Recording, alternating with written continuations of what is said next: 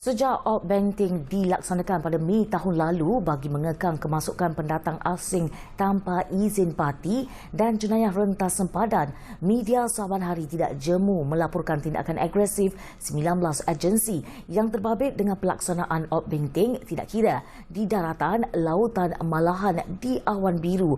Namun pengalaman menyaksikan sendiri demonstrasi sebuah bot nelayan dipintas kerana disyaki menyeluduk parti menjadi bukti ketangkasan dan kecekapan pihak berkuasa menjaga kedaulatan negara. Saksikan laporan eksklusif yang disediakan wartawan Zanariah Norzin dan juru kamera Fazril Amirul Azali yang mengikuti Ops Banting Sektor 5 di perairan Selat Melaka baru-baru ini.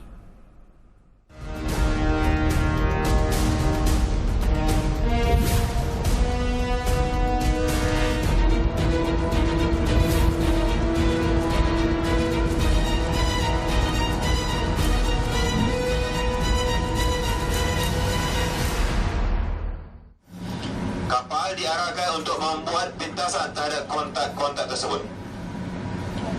Anak kapal ke stesen menggeledah, kendalikan kawalan pasangan kapal peringkat 3 Belang Yankee.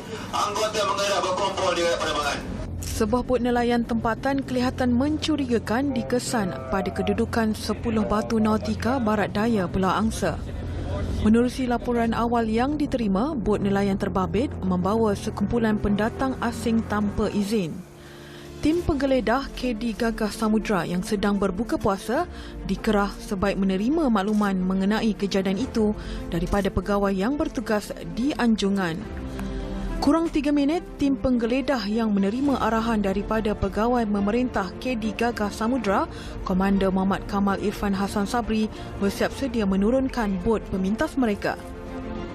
Baiklah, situasi yang anda lihat pada ketika ini adalah selepas menerima maklumat daripada swasla, mereka akan menggerakkan bot yang bagi memintas pergerakan ataupun elemen yang mencurigakan, dan pada ketika ini bot pemintas KD Gagah Samudra telah pun memintas sebuah bot nelayan bagi membuat pemeriksaan lanjut. Ini adalah informasi bersama yang didapati daripada elemen-elemen maritim Outbanting.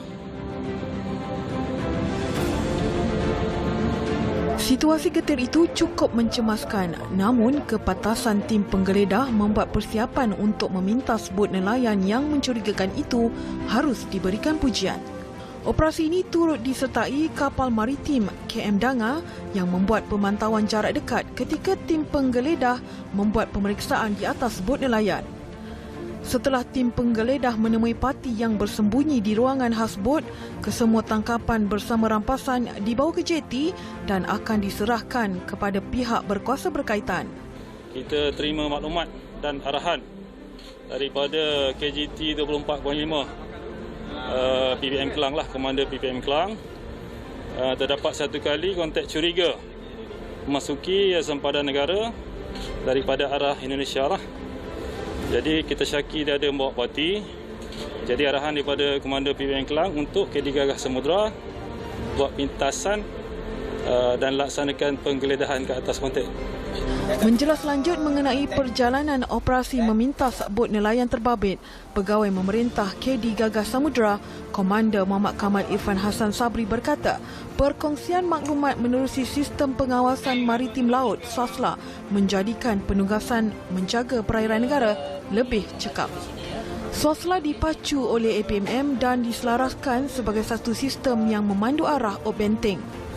Sekiranya tidak terdapat aktiviti yang mencurigakan, kita akan mendapat laporan daripada swasla, dan jika kapal yang bertugas melihat aktiviti yang mencurigakan, kapal akan bertindak untuk pergi ke kontak yang dicurigai tersebut dan koordinasi melaporkan kepada markas untuk pengarahan yang selanjutnya.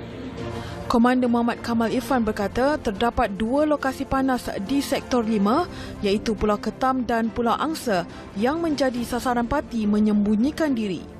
Rekod National Task Force menunjukkan Selangor mencatatkan jumlah tangkapan tertinggi melibatkan aktiviti pencerobohan parti.